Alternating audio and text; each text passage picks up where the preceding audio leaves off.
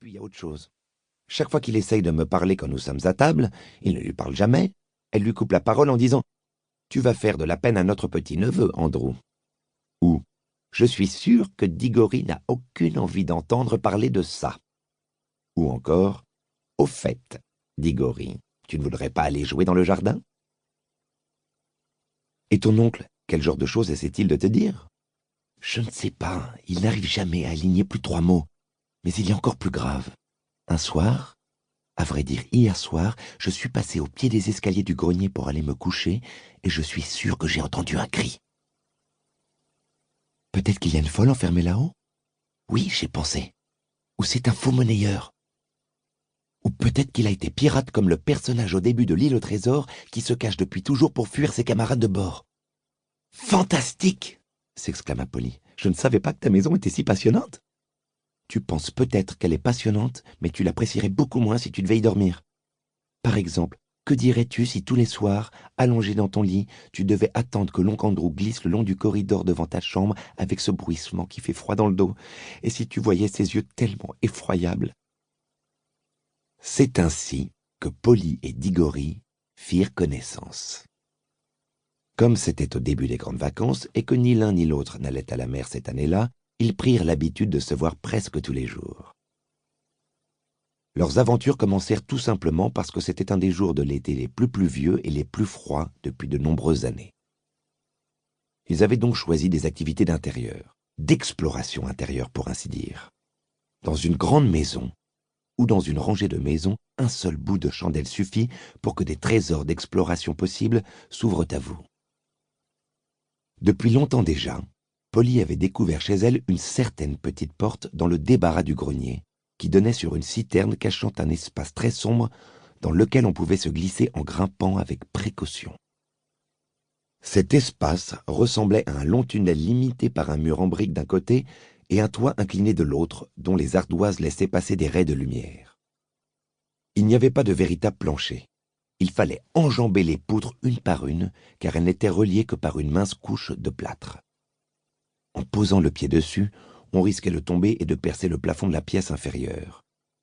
Polly utilisait ce petit bout de tunnel derrière la citerne comme un repère de contrebandier.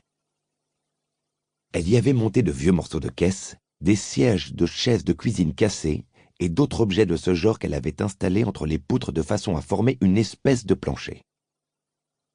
Elle conservait en outre un petit coffre qui contenait différents trésors dont le manuscrit d'une histoire qu'elle était en train d'écrire, et en général, quelques pommes. Souvent, elle s'isolait là pour boire un peu de soda au gingembre, si bien qu'avec toutes les bouteilles, sa cachette ressemblait encore plus à un repère de contrebandier. Diggory aimait beaucoup ce repère, même si Polly refusait toujours de lui montrer l'histoire qu'elle écrivait. Mais il avait surtout envie d'aller explorer les lieux alentours. « Regarde, dit-il, jusqu'où va le tunnel? Je veux dire, est-ce qu'il s'arrête là où finit ta maison? » Non, les murs ne s'arrêtent pas avec le toit. Ça continue, mais je ne sais pas jusqu'où. Alors nous pourrions peut-être traverser toute la rangée de maisons? Peut-être, et... Oh, mais je sais! S'écria Polly. Quoi? Nous pourrions entrer à l'intérieur des autres maisons. C'est ça, et nous faire prendre pour des cambrioleurs. Non merci, répondit Diggory. Tu vas trop loin. Je pensais simplement à la maison qui se trouve au-delà de la tienne. Qu'est-ce qu'elle a? Eh bien, c'est celle qui est vide. Papa dit qu'elle est vide depuis toujours, depuis que nous avons emménagé ici. Dans ce cas, nous devrions aller y jeter un œil, acquiesça Diggory, beaucoup plus excité que ne laissait entendre le ton de sa voix. Naturellement, Diggory pensait, comme vous certainement, et comme Polly, à toutes les raisons qui pouvaient expliquer que cette maison soit vide depuis si longtemps. Ni l'un ni l'autre n'osait prononcer le mot « hanté ». Mais tous deux savaient qu'une fois que l'idée était lancée, il était difficile de faire marche arrière. « Si nous allions voir tout de suite », proposa Diggory. « D'accord. »« Mais n'y va pas si tu n'y tiens pas. Hein. Si tu y vas, j'y vais, » dit-elle. « Mais comment saurons-nous que nous sommes dans la maison située après la mienne ?» Ils décidèrent de revenir dans le débarras et de traverser en faisant des pas de la largeur d'un intervalle entre 2 poutres.